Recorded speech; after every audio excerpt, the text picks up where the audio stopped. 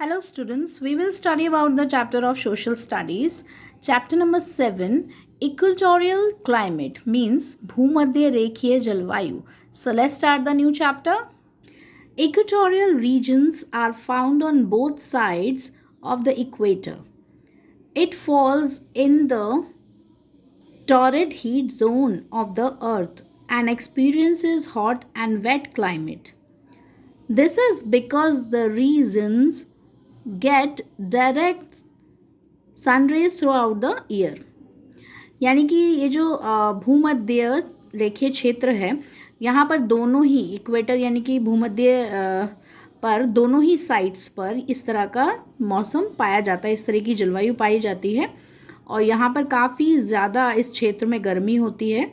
जो ये धरती का सरफेस है, यहाँ पर बहुत ज़्यादा गर्मी का अनुभव किया जाता है और नमी जलवायु का भी अनुभव किया जाता है. तो यहाँ पर क्योंकि बिल्कुल डायरेक्ट जो है सूरज की किरणें पूरा साल यहाँ पर पड़ती हैं. नेक्स्ट है क्लाइमेट मीन्स जलवायु. The equatorial region has an extreme climate. It is home to both the world's densest rain forest like the Amazon forest.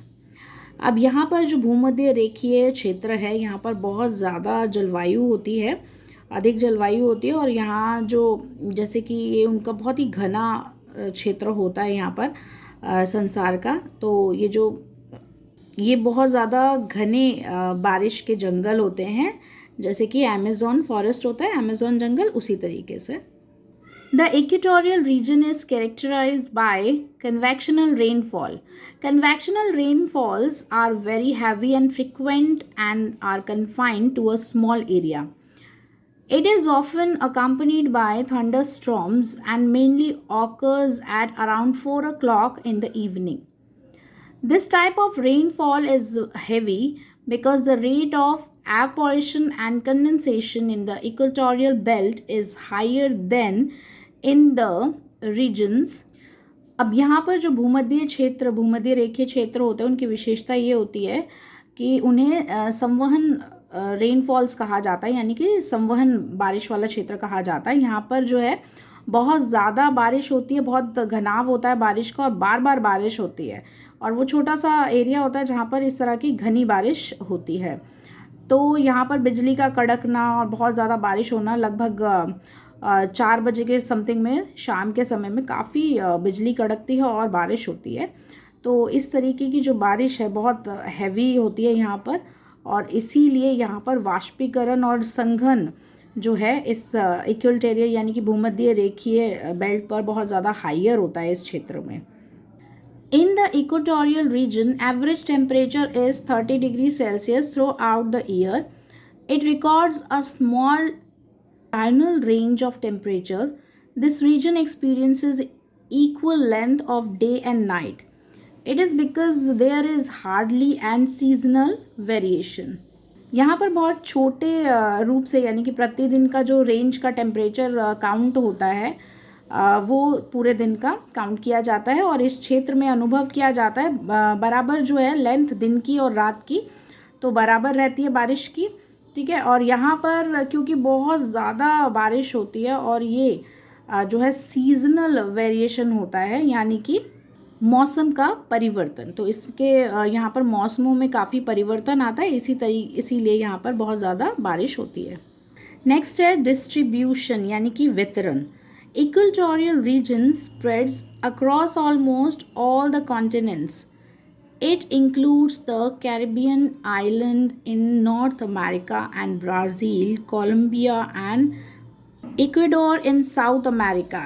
It also includes Liberia, Uganda, Kenya, Republic of the Congo and the Democratic Republic of Congo in Africa.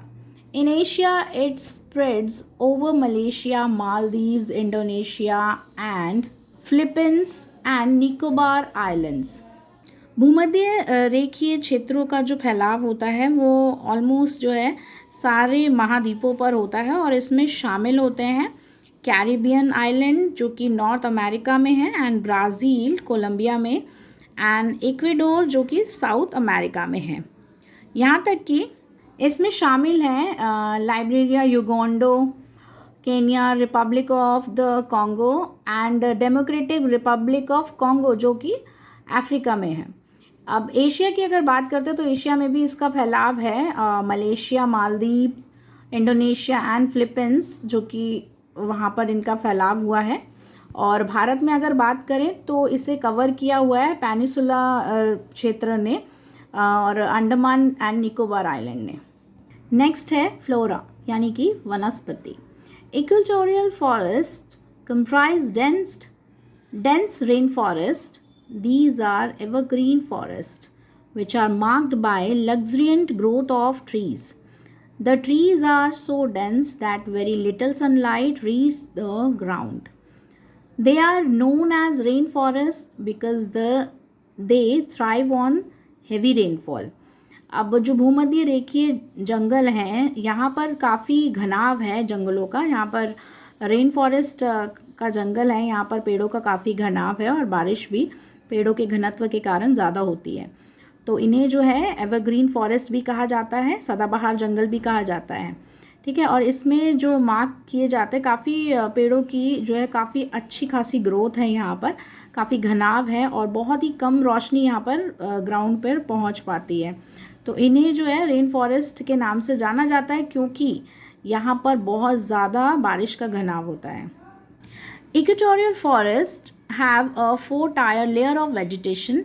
The forest floor or the ground usually has decomposed leaves and fruits. The layer above it is known as the understory.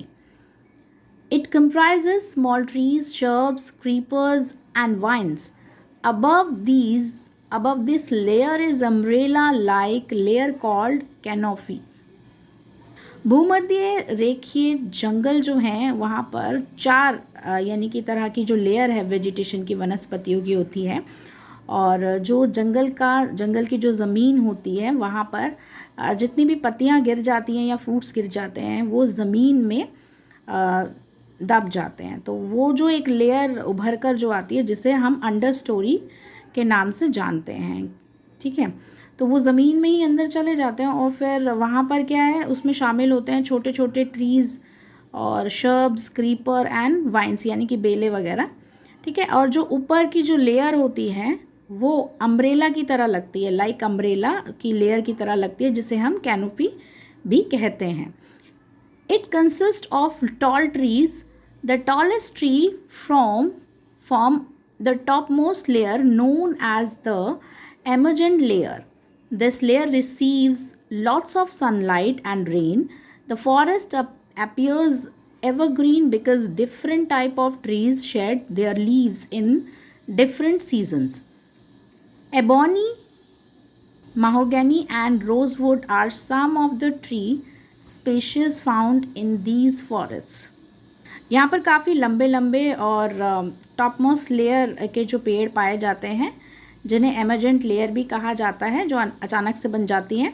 ठीक है, और यहाँ पर बहुत ज़्यादा जो है sunlight और बारिश प्राप्त होती है और ये जंगल जो हैं वो दिखाई देते हैं एवरग्रीन यानी कि सदा बहार, मतलब एकदम हरे हरे दिखाई देते हैं, ग्रीनरी रहती है यहाँ पर क्योंकि यहाँ पर डिफरेंट तरीके के पेड़ पाए जाते हैं और पत्तियाँ का काफ़ी घनाव होता है डिफरेंट सीज़न में, जो कि एबोनी, महागनी एंड रोज़वुड इसके उदाहरण हैं।